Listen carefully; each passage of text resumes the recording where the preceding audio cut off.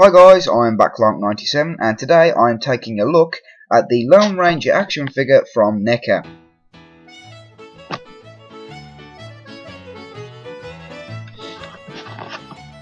Okay, so to start off, here you can see the blister card packaging, which is really pretty basic NECA packaging, and it has this really weird image of the Lone Ranger on the back, which really doesn't represent the figure very well. Also, you can see the nice Lone Ranger logo there with the crows flying around, and then a picture of Armie Hammer as the Lone Ranger. But yeah, as you can see, the packaging is fairly basic and nothing exciting really.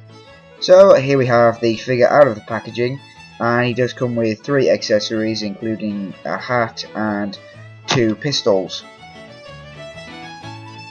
Now the pistols fit in his hand really well, and they really do complement the figure, as does the hat, and I'll talk a little bit about that later.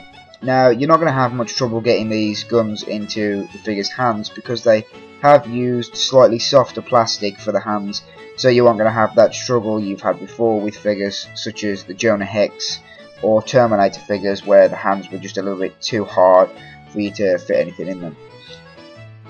So yeah, the figure stands pretty nicely really to other 7-inch figures, and there are only 2 figures so far in this wave, including this one here, the Lone Ranger, and also Tonto. Therefore I just showed you with a few other figures that I had.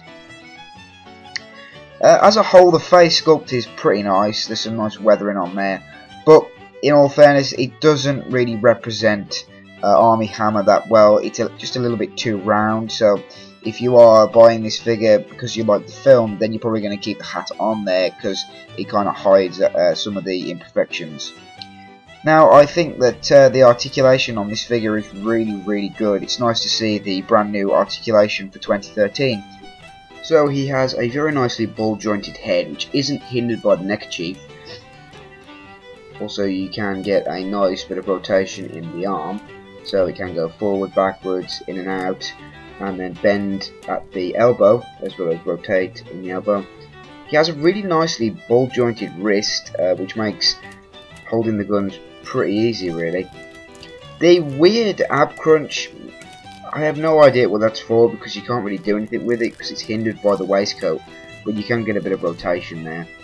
The nice new 2013 bend in the leg is pretty good, but is hindered completely by that gun holster, so it can't go in or out very well at all, but does go forward and backwards, so it shouldn't matter too much. There is a bend at the knee as well as a rotation in the knee, and then a rotation in the foot, which works really well actually. But yeah, those gun holsters really do hinder the legs, which make moving them pretty difficult.